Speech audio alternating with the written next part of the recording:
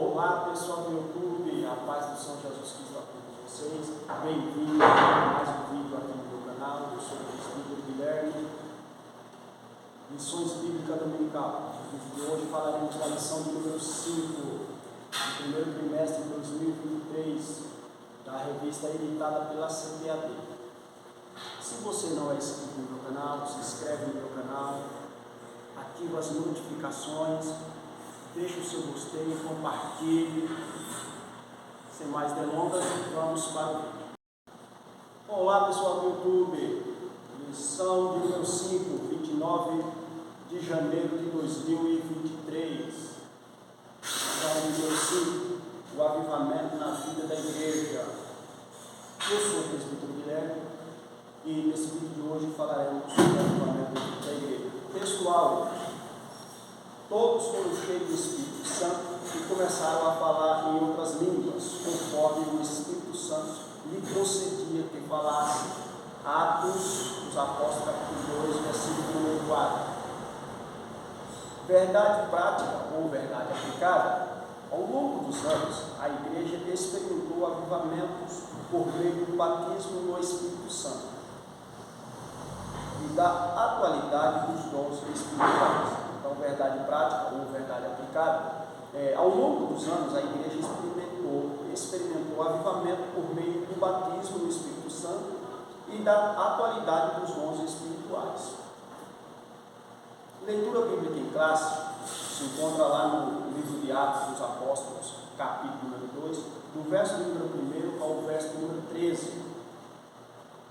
Cumprindo-se o dia de Pentecostes, estavam todos reunidos no mesmo lugar. E de repente veio do céu um som, como de um vento veemente, impetuoso, e encheu toda a casa em que estavam assentados. E foram vistos por eles línguas repartidas como que de fogo, aos quais pousaram sobre cada um deles.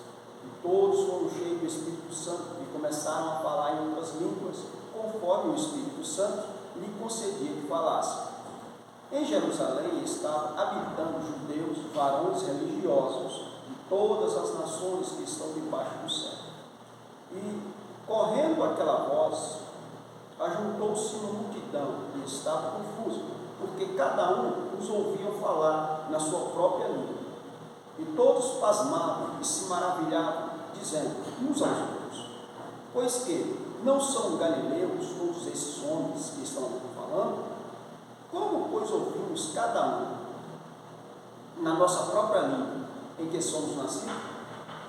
Partos, primeiros, helenitas, e os que habitam na Mesopotâmia, e Judeia, e Capadócia, e Ponto e Ásia, e Frígia, Panfilha, Egito, e partes da Líbia, junto a Cirene, e forasteiros romanos, tanto judeus como proselitas, cretenses, árabes, todos temos ouvido em nossa própria língua falar das grandezas de Deus.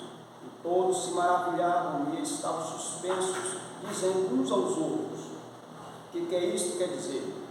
E outros zombavam, dizendo: estão cheios de mistos. Aí foi a leitura bíblica em classe, que se encontra em Atos dos Apóstolos, capítulo número 2, do verso número 1 ao verso número 13. Se você quiser acompanhar comigo aí, onde você está, se encontra em Atos dos Apóstolos, capítulo 2, versículo número 1 ao 13. Introdução. Nos primórdios da igreja, o povo de Deus era avivado e caminhava sob a direção do Espírito Santo. Por isso, nesta lição, estudaremos o papel do enchimento do Espírito no avivamento da igreja primitiva. Analisaremos o aspecto dinâmico da igreja e, finalmente, teceremos algumas considerações quanto ao dinamismo avivado da igreja primitiva para os dias atuais. Então, nós vamos tratarmos do avivamento na vida da igreja, e de como aconteceu esse dinamismo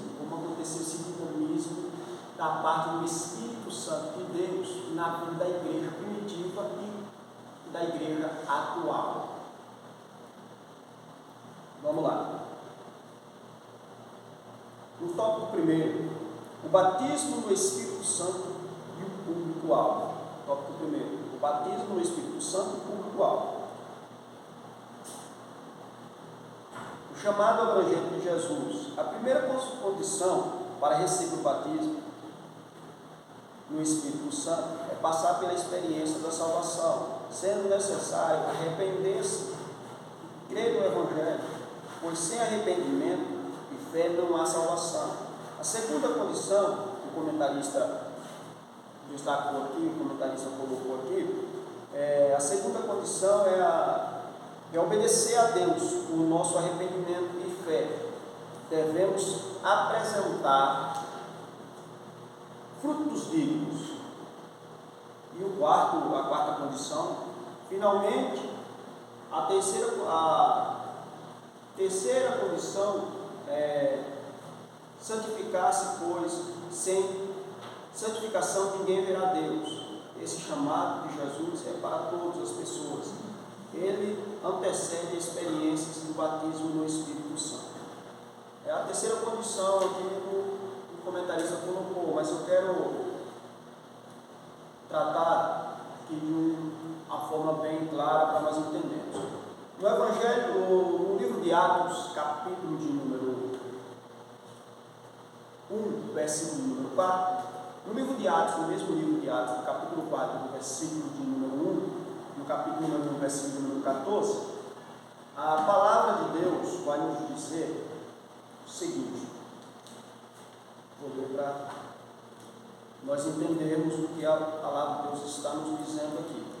Olha só, o comentarista colocou três, ele citou aqui três condições para acontecer o batismo no Espírito Santo. E eu quero aqui acrescentar um outro texto, no mesmo livro de Atos dos Apóstolos, capítulo 1, versículo 14, que diz assim: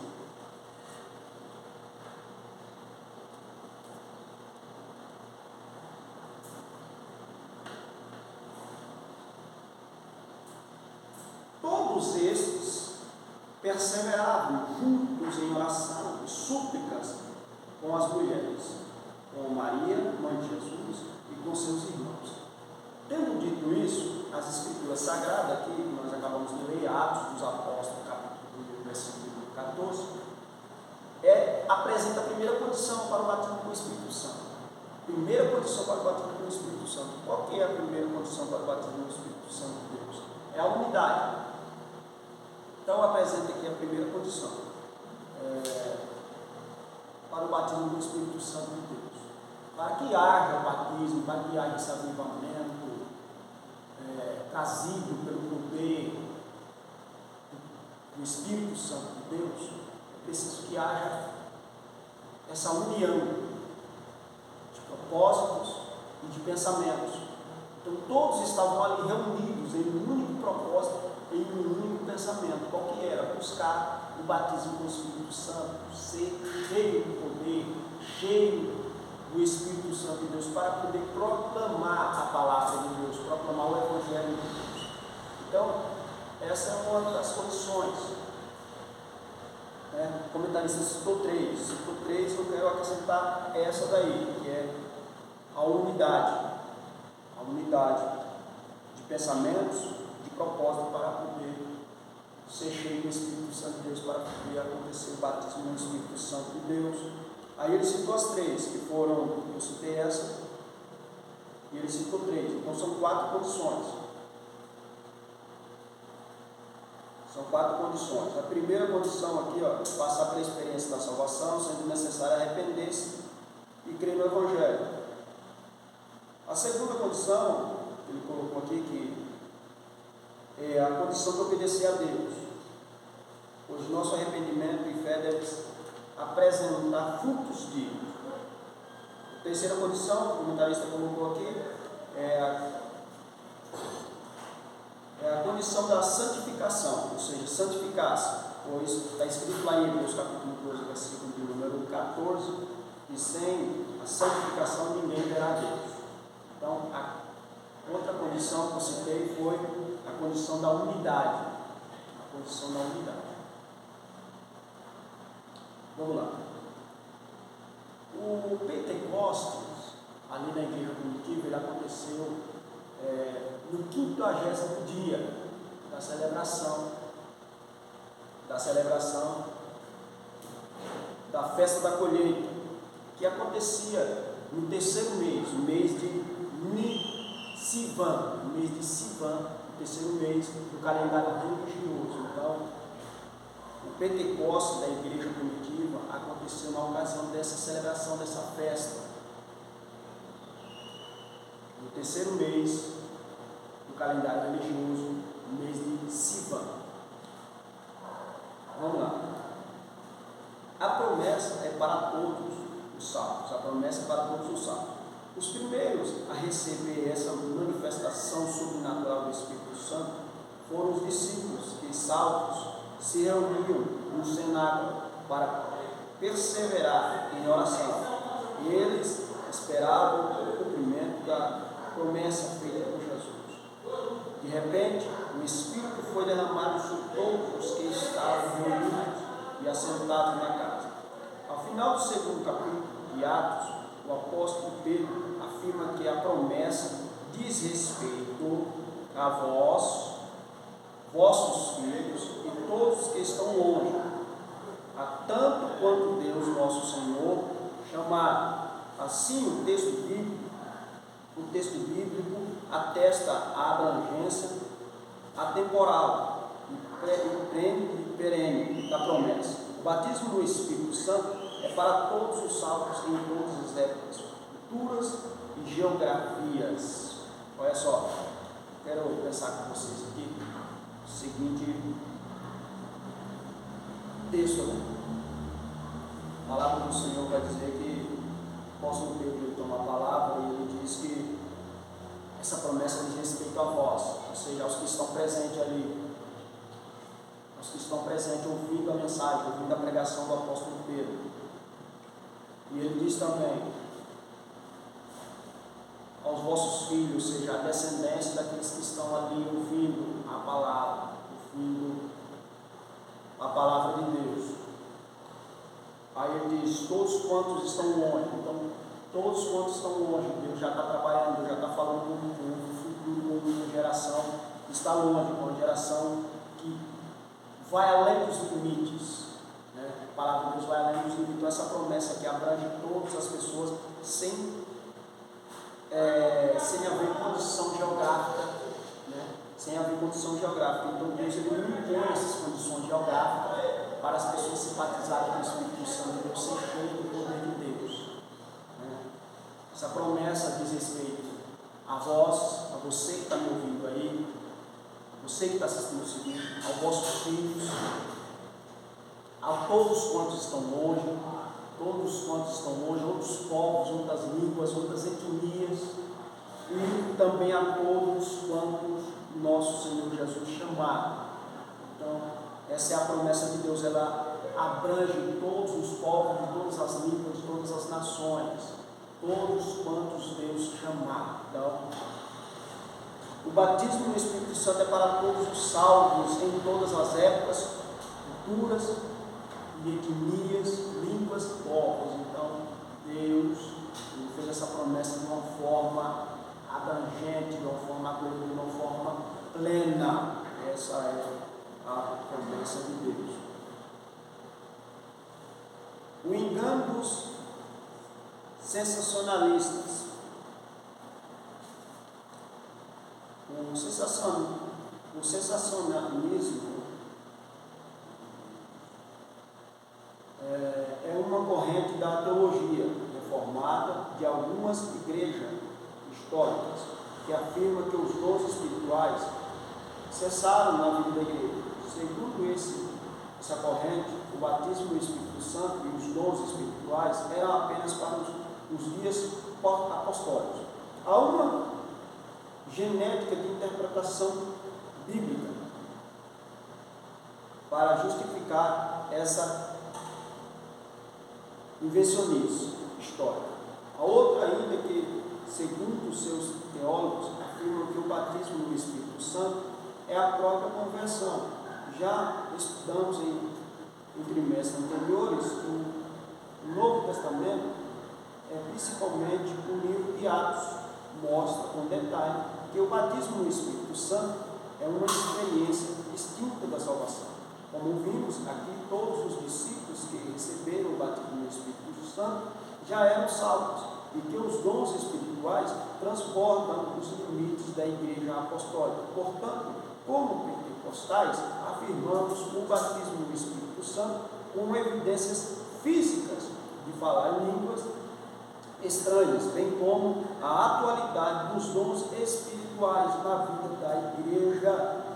Essa realidade espiritual perpassa, ou seja, transcorre, é duradoura, dura todas as épocas, culturas, geografias em que há o salvo em Cristo. Então, a promessa de Deus, ela é, como eu já disse, ela transcorre, ou seja, ela perpassa, ela é duradoura, ela dura,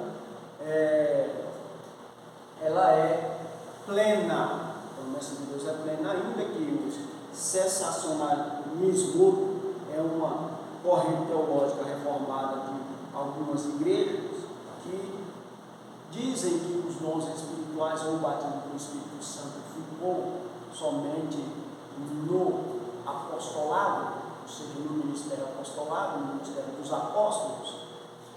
É uma corrente errônea, é uma teologia errônea. Por quê? Porque é uma teologia paralela, à teologia errônea, porque afirma tais coisas, sendo que a palavra de Deus vai nos dizer que o batismo do Espírito Santo faz parte e é para os salvos. Além de ser para os salvos e fazer parte dos salvos, da igreja salva em Cristo Jesus, é uma evidência física de falar em outras línguas, e também dos dons espirituais. Então, é uma promessa de Deus que é derramada e enche a vida da igreja salva e dos salvos, e também ela traz essa evidência física, que é o falar em outras línguas, e também os dons que são aí derramados por Deus, conferido à sua igreja, aos salvos em Cristo Jesus, para ministrar curas, expulsar demônio, falar em outras línguas, e também a pregação do Evangelho com ousadia, com poder, com autoridade. Nós vimos isso aqui na vida de Pedro, quando Pedro foi cheio do Espírito Santo de Deus, em Atos 2 aí, a Bíblia vai nos dizer que em uma única pregação que ele prega, a Bíblia vai nos dizer que quase 3.000 almas se convertem ao Evangelho naquele dia, são batizadas, são cheias do Espírito Santo e também são pregoeiras do Evangelho de Cristo. Se tornam aí uma evidência clara do poder e da manifestação do Espírito Santo de Deus na vida da igreja primitiva. Vamos lá. O dinamismo da igreja apostólica. No tópico 2, o dinamismo da igreja apostólica. A igreja nasce avivada. Do ponto de vista histórico, a igreja passou a existir no dia de Pentecostes. Isso ocorreu sob a atuação direta do Espírito Santo. A igreja nasceu avivada, assim como o tabernáculo foi consagrado pela descida do Espírito Divino. A igreja foi consagrada pela descida do Espírito Santo. Portanto, ali no Pentecostes, o Senhor da igreja iniciou o maior avivamento da história humana. Olha só, mais um ponto aqui importante que eu queria destacar aqui. O comentarista ele destacou aqui que a igreja nasceu no dia de Pentecostes. Nasceu avivada, sim, verdade. A igreja se torna avivada e nasce avivada no dia de Pentecostes. É verdade. Só que não esqueçamos que a igreja já tinha nascido, a igreja nascente já existia. A igreja nascente eram os discípulos de Cristo, era a igreja nascente, ou seja, a igreja recém-nascida, ali representada pelos discípulos de Cristo, pelos 12 apóstolos de Cristo, a igreja nascente. Só que ela se torna avivada a partir do momento que ela é cheia do Espírito Santo de Deus. Então, a inauguração da igreja avivada, ela aconteceu no dia de Pentecostes, em Atos dos Apóstolos, capítulo de número 2. A igreja foi inaugurada no dia de Pentecostes. Porém, a igreja já era recém-nascida, representada pelos 12 apóstolos, pelos discípulos de Cristo. Veja bem, então a igreja foi inaugurada pelo Espírito Santo de Deus no dia de Pentecostes. E assim como Deus inaugura o tabernáculo, que foi consagrado ali em Êxodo capítulo número 40, Êxodo capítulo número 40, o tabernáculo foi construído, dedicado a Deus e inaugurado por Deus, assim como Salomão acaba de fazer o templo e ele serve o sacrifício, e Deus recebe o templo, recebe o sacrifício. Deus ali enche com o Espírito dele. A Bíblia vai dizer que a glória de Deus desceu, entrou e encheu todo o templo, de forma que os sacerdotes não podiam entrar. Então, ficando assim prostrados em adoração, em reverência à manifestação da glória de Deus.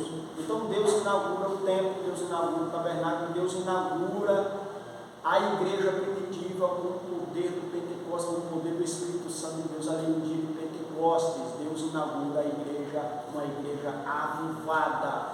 Então, a igreja avivada, propriamente dita, ela nasceu no dia de Pentecostes, cheia do poder de Deus para a proclamação do Evangelho e da obra de Deus, proclamar o reino de Deus. Vamos lá. A igreja depois do Pentecostes. Os sinais do poder de Deus nos Atos dos Apóstolos podem ser resumidos assim: conversão, batismo, os quais eram frutos do avivamento espiritual em Jerusalém. Após o Pentecostes, a igreja apostólica pregava na autoridade do nome de Jesus, na unção, no poder do Espírito Santo. Por isso, nessa igreja havia perseverança na doutrina, na comunhão e na oração. Havia também temor, sinais e maravilhas, além de cuidado especial para com os irmãos crentes. O avivamento espiritual da igreja apostólica revela um profundo compromisso em duas esferas. Primeiro, espiritual, esfera espiritual, piedade, palavra e oração. Segunda esfera é o social. Então a igreja atuava na segunda esfera também. A segunda esfera é o social, ou seja, a comunhão e suprir a carência da igreja primitiva, dos irmãos. Então vamos lá. Isso aqui é interessante porque, veja bem, meus irmãos, isso aqui é interessante porque após a igreja ser cheia do poder de Deus, do Espírito Santo de Deus, a igreja ela tem poder e ousadia para pregar o Evangelho, para pregar a palavra de Deus, para anunciar o reino de Deus, para trabalhar em serviço do reino. E trabalhando dentro dessas duas esferas, a primeira esfera é a esfera espiritual, a piedade, a proclamação da palavra e a oração. A igreja recebe esse poder para trabalhar dentro dessa esfera, mas também ela recebe o poder para trabalhar dentro da segunda esfera, que é a comunhão e suprir, procurar suprir a carência social, socioeconômica da igreja primitiva, dos irmãos.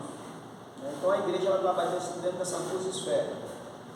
Uma igreja avivada, cheia do poder de Deus, ela trabalha dentro dessas duas esferas, dentro da esfera espiritual e dentro da esfera social. Ela tanto tem a função de trabalhar dentro da esfera espiritual para a proclamação do Evangelho, da palavra de Deus, e na oração, intercessão, e também dentro da esfera social, socorrendo os irmãos, buscando entender quais são as necessidades dos irmãos. Então a igreja cheia do poder de Deus, ela trabalha dentro dessas duas esferas. Vamos lá para o terceiro tópico. O ministério ungido para os dias atuais. Na unção do Espírito Santo, a pregação cristã deve ser acompanhada de poder, sinais e milagres.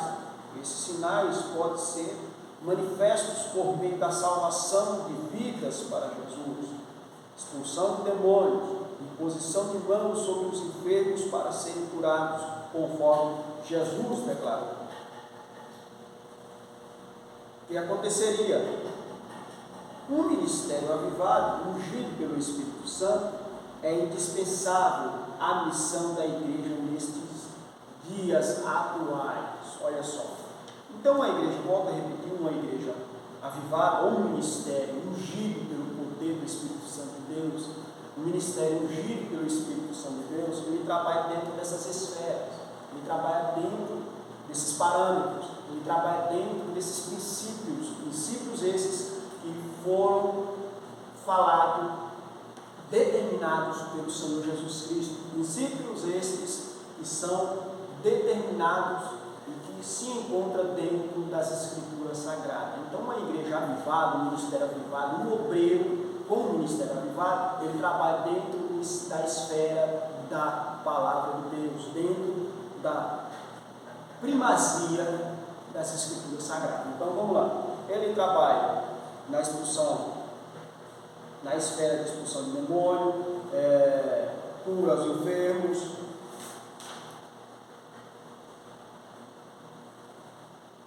Esse é um ministério avivado.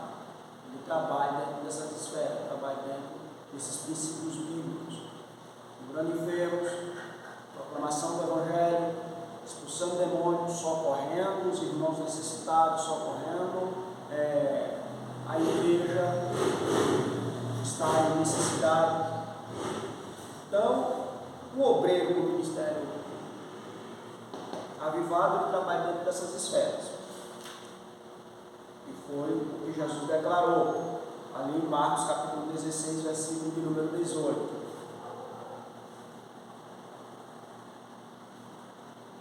Por isso o Espírito Santo de Deus ele é indispensável para os dias atuais, é indispensável. O Espírito Santo de Deus ele é indispensável para a igreja atual. Os dons do Espírito Santo de Deus é indispensável para a igreja atual. Então, meus irmãos, busquemos o Espírito Santo de Deus, busquemos o batismo com o Espírito Santo de Deus, busquemos ser cheios do poder, da unção do Espírito Santo de Deus.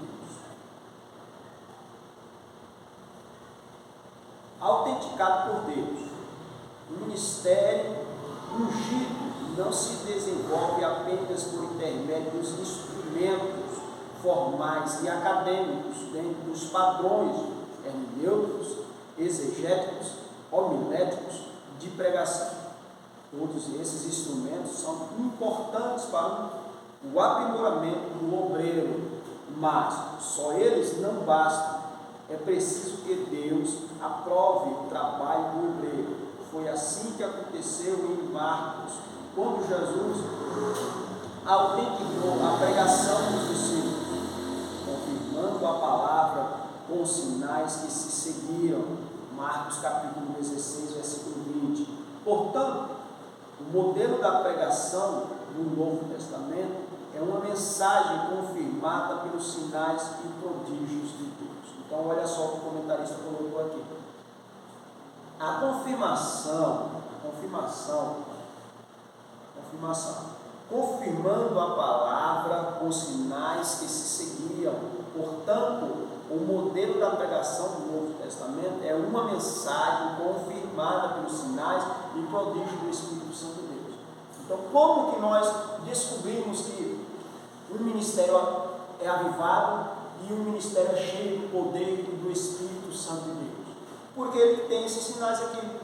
Ele tem a confirmação, né? Porque é Deus confirmando, ele tem a confirmação, porque Deus confirma isso aqui através dos sinais, dos milagres que se seguem. Por quê? Porque Deus confirma o ministério do obreiro avivado, do obreiro cheio de poder, da igreja cheia do poder de Deus, da igreja avivada. Deus confirma através da pregação do Evangelho, através da cura, através das manifestações dos sinais e maravilhas. É Deus que confirma isso. Então, está aí para a gente que quer ter, para nós que queremos ter um ministério avivado, precisamos buscar esse ministério avivado nos moldes do Espírito Santo de Deus e da palavra do Senhor, para podermos proclamar o Evangelho com eficácia. Amém, meus irmãos? Vamos lá. Glorifica Cristo. Então, o ministério avivado, ele glorifica Cristo. Vamos lá. O ministério ungido pelo Espírito glorifica Cristo e não o homem. Não por acaso o nosso Senhor declarou que a missão do Espírito Santo é glorificá-lo. Olha só, a missão do Espírito Santo de Deus é glorificá-lo. Olha só, João 16, capítulo 16, versículo 13 e 14. Assim, toda a mensagem do Evangelho e atividade sob a direção do Espírito Santo deve glorificar a Cristo. Aos Coríntios, o apóstolo Paulo ensina que quer comais, quer bebais ou façais qualquer outra coisa, fazei tudo para a glória de Deus. 1 Coríntios, capítulo número 10, versículo 31. Deus em Cristo é que deve ser glorificado a partir de nossa instrumentalidade na obra do Senhor. Então, Deus em Cristo é que deve ser glorificado através de quê? Através de quem? Através da nossa instrumentalidade. Nós somos instrumentos usados na mão de Deus. A igreja é um instrumento usado na mão de Deus, e através do Espírito Santo de Deus, a igreja glorifica Deus, trabalhando, atuando dentro dos moldes do Espírito Santo de Deus, dentro dos moldes das Santas Escrituras. Então é assim que a igreja trabalha. Um ministério avivado não é para se autopromover. Uma pessoa cheia do poder de Deus, cheia do Espírito Santo de Deus, não é para se autopromover, não é para se autodenominar, não é para se autoexaltar, não. A função de uma pessoa cheia do poder, cheia do Espírito Santo de Deus, é para glorificar a Cristo. Vamos lá, os dons espirituais é para edificação do corpo de Cristo. Sendo assim, essa pessoa, esse instrumento que está sendo usado por Deus, é para se glorificar a Cristo, é para glorificar Deus na pessoa de Jesus Cristo. Entendeu? Vamos lá. Deus em Cristo é que deve ser glorificado a partir de nossa instrumentalidade na obra do Senhor. Então, não é para se autopromover. A pessoa cheia do poder de Deus, cheia do Espírito Santo, não é para se autopromover. Repito, é para a glorificação do Senhor Jesus Cristo. Vamos ler a conclusão. A Igreja Apostólica nasceu sob o avivamento de Pentecostes, debaixo do glorioso batismo do Espírito Santo. Ao longo da sua história, aprendemos que a razão do seu êxito não foi o conhecimento humano de seus pregadores, membros e congregados. O que fez toda a diferença no ministério da Igreja Apostólica foi a unção do Espírito Santo sobre essa igreja. Não podemos deixar a chama apagar. A unção do Espírito Santo continua disponível para os dias de hoje, para a atualidade. Então, o que marcou Qual foi o divisor de águas na vida da igreja primitiva, na vida dos apóstolos? Não foi a capacidade intelectual, não foi a sabedoria humana, não foi a sabedoria humana dos apóstolos, não foi o potencial intelectual dos apóstolos, e nem tampouco da igreja, mas foi o poder do Espírito Santo de Deus. Então, o divisor de água na vida de uma igreja avivada, numa vida da igreja que cresce nos moldes, dentro dos moldes do Espírito Santo, dentro da palavra de Deus, a evidência dela não é o poder intelecto dos obreiros, não é a capacidade teológica, hermenêutica do obreiro. Não. Ela é fruto do poder e da graça do Espírito Santo de Deus. Então, a igreja ela só pode crescer, só pode se desenvolver, só pode atuar dentro dos moldes da palavra de Deus, dentro do poder do Espírito Santo de Deus. Não tem nada a ver aqui com a sabedoria humana e nem com o intelecto dos seus membros, dos seus congregados, dos seus obreiros, não. Ela cresce, ela tem as evidências, porque o Espírito Santo de Deus está na sua igreja, está ungindo o ministério do obreiro, porque a igreja trabalha dentro dos moldes do Espírito Santo de Deus. Se você gostou desse vídeo, compartilha, não deixe de se inscrever no meu canal, curta, em nome de Jesus. É isso, que Deus vos abençoe em nome de Jesus.